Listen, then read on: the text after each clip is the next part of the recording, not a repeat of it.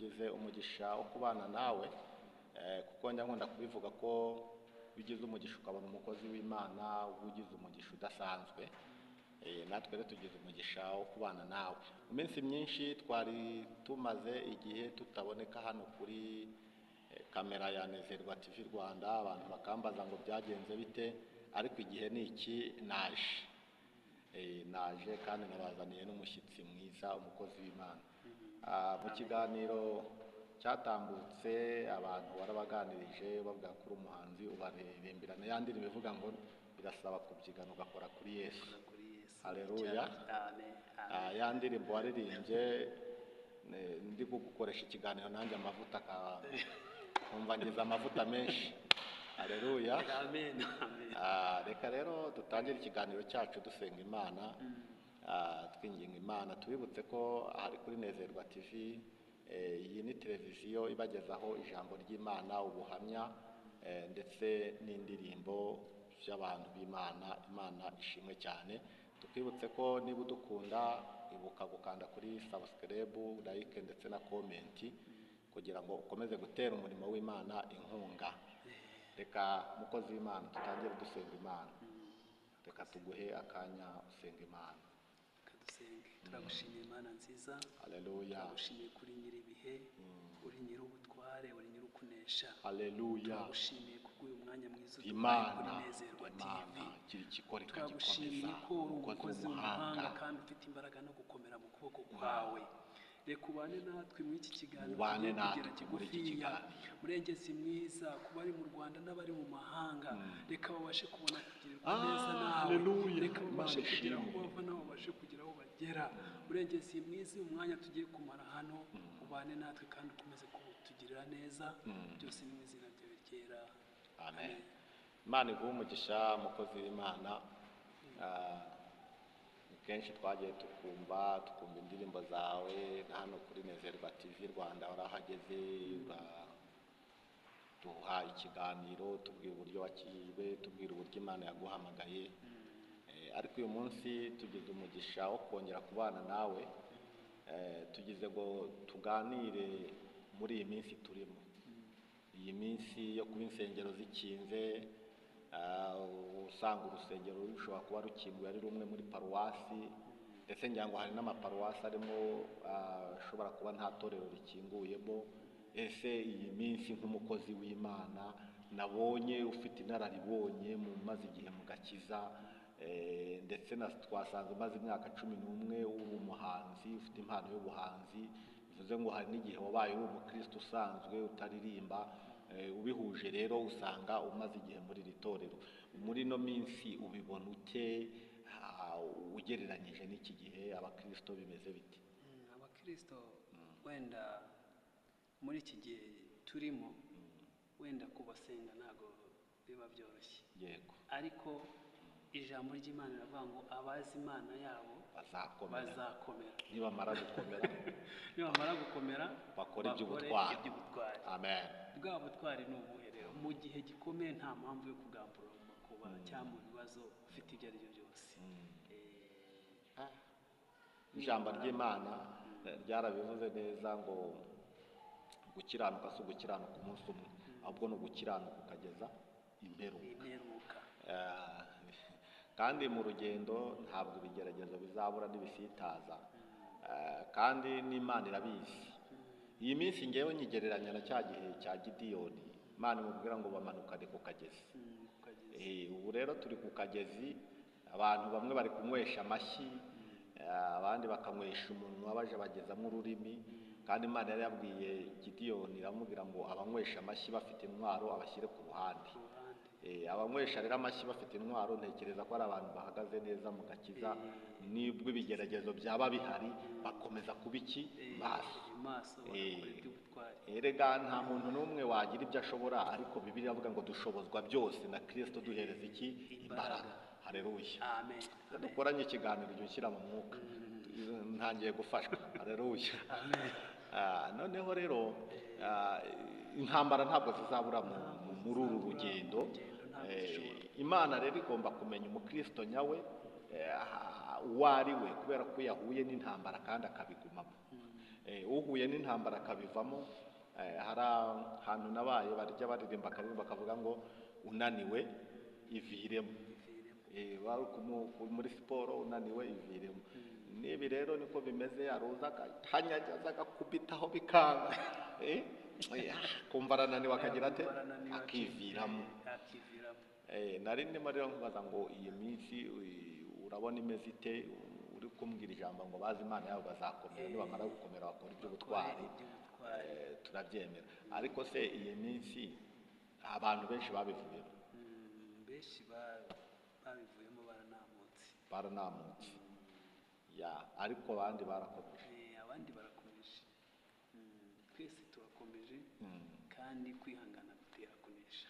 Haleluya. Amen.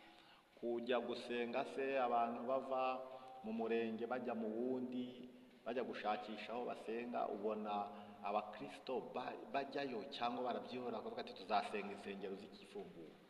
Ubu nyine nk'uko natangiye mbikubwira ko ari igihe gikomeye, igihe gikomereye umuntu usenga. Abitwa ko ari abanyantege nkeya cyangwa n'abandi bageze mu zabukuru, ni ibintu bigoranye cyane.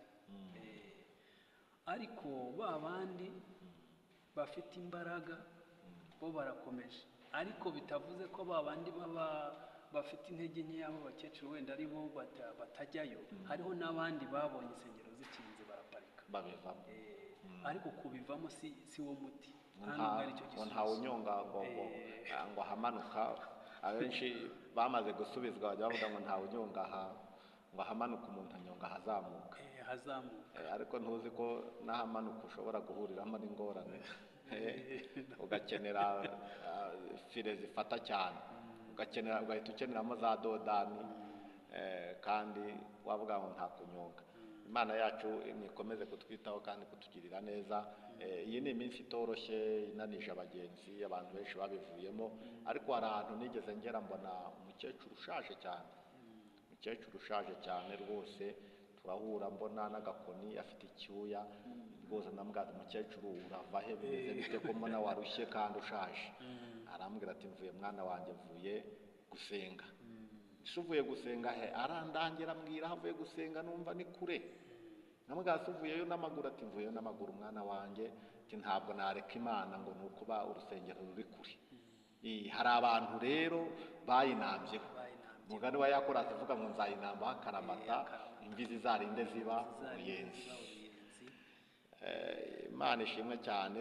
None se abakunzi ba Nezerwa TV batuteze amatwi, wababwira iki b'abasenzi muri iyi minsi igoye? Wababwira iki abakunzi ba Nezerwa TV? Icyo nababwira ni ugukomera, mugashikama, mugasenga Imana, mukaba hafi y'Imana. Nubwo mwahura n'ibibazo bikomeye, ariko byose nta kijya kuba Imana itazi impamvu.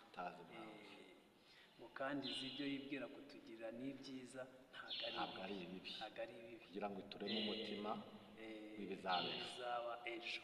Amen. Bisobanuye ngo niba Imana yari igize ite, yari ibizi, nta kijya cyitungura. Abakunzi ba Nezerwa TV bakwiye kubyumva, bagakomera, bakaguma mu mbaraga z'Imana. Aho bananiwe bagatabaza Imana ikabongerera imbaraga, kuko Imana yari ibizi. Niba Imana yari ibizi rero nta kindi twakongereraho.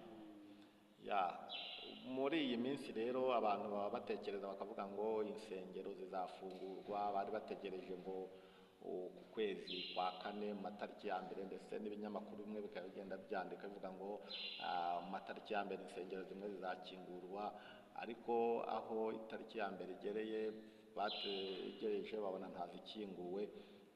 Ubu barabifashe bate? Cyangwa noneho baravuze ati, n'abari basigaye bahagaze baravuze bati noneho ntabwo zizakinguka, natwe tubivuyemo. Benshi wenda bashobora kuba bari bategereje icyo gihe ntikibashe kubaho, bakabona bacitse intege cyangwa bakumva imbaraga ziracitse.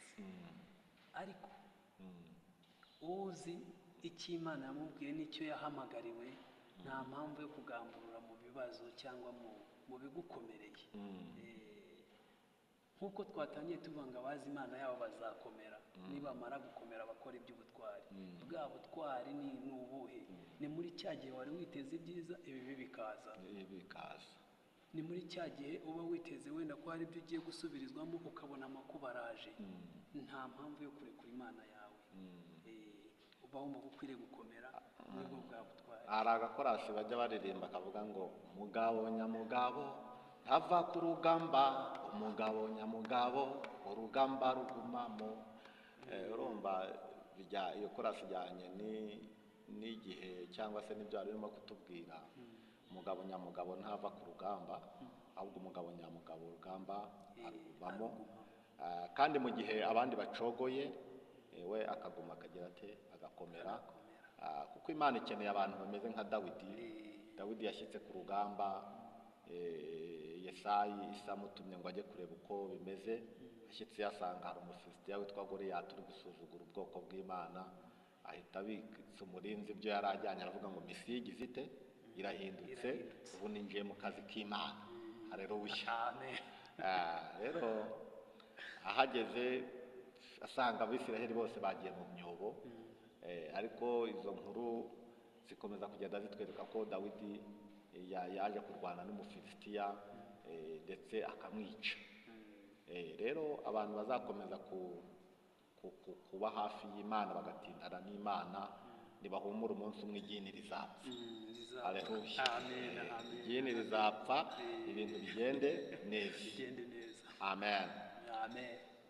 Buriya igini, iyo tuvuze igini tuvuga abadayimoni buriya ntabwo bakunda abana b'Imana, ntabwo bakunda itorero. Bibiliya avuga ngo abo turwana nabo ntabwo ari abambaye inyama n'amaraso, ahubwo ni imyuka mibi yo mu kirere. Bivuze ngo icyo bisobanuye, umwuka mu Rwanda utawubona. Rero niba urwana n'umwuka utaboneshwa aya maso, biragusaba kugwiza imbaraga z'Imana, umwuka wera akaba muri wowe. Rero nibyo twari turiho insengero, ariko isaha y'Imana nigera zizakingurwa. Bimaze iminsi bari biteze inama y'umuvugizi, umwiherero bari barimo abantu bavuga ngo nurangira umwiherero insengero zizakinguka. Ariko amakuru tugenda twumva, bari kwiga ku bintu bigera muri 3, harimo icyo gusengera abagore, harimo ukuntu insengero zizahuzwa, icya 3 uburyo abakozi b'Imana bazaboneka, cyane ko ubuyobozi bwavuze ko hagomba kujyaho abakozi b'Imana bayobora itorero bafite impamyabushobozi iri mu rwego rwa lisansi. N'icyo rero bagiye bagitekerezaho, ko kubabona ntabwo bigize bite byoroshye. Ariko iyo tugeze aho ngaho duhita tuvuga ngo umurimo ni uw'iki? Ni uw'Imana. Imana ifite uko izabigenza. N'uyu munsi insengero zitarafungurwa, Imana ifite ibyo iri kuringaniza. Buriya ifite ibintu iri kuringaniza, nimara kubiringaniza insengero bazazifungura. Imana yacu tugirire neza. Urakoze mukozi w'Imana. Imana iguhereze umugisha. Imana iguhe umugisha, kandi uzajya uhahiraho abandi baburiye, ujye ugwiziriza imbaraga abandi batazigwiziriza. Nasomye ijambo ry'Imana muri Zaburi ya 84, akantu reka tukabwira abakunzi ba Nezerwa TV Rwanda turimo gusoza. Zaburi ya 84 umurongo wa 6 avuga ngo hahirwa umuntu uyifitemo imbaraga, kandi hahirwa abafite mu mitima yabo inzira zijya i Siyoni. Biravuga ngo iyo banyuze mu gikombe cyitwa Baka bagihindura ahantu h'amasoko. Iyo rero Imana igufiteho umugambi, wayikunze nayo ikagukunda, aho abandi bapfira wowe urahakirira. Imana rero guha umugisha, abandi bapfira wowe uzahakirire. Kandi Imana yaguhamagaye mu gihe gisa n'iki kugira ngo ukore umurimo w'Imana, kandi uba witanze ukaboneka hano kuri Nezerwa TV Rwanda. Imana iguhereze umugisha mwinshi. Murakoze cyane bakunzi ba Nezerwa TV. Ciao ciao, Imana ibahe umugisha naho ubutaha. Amen.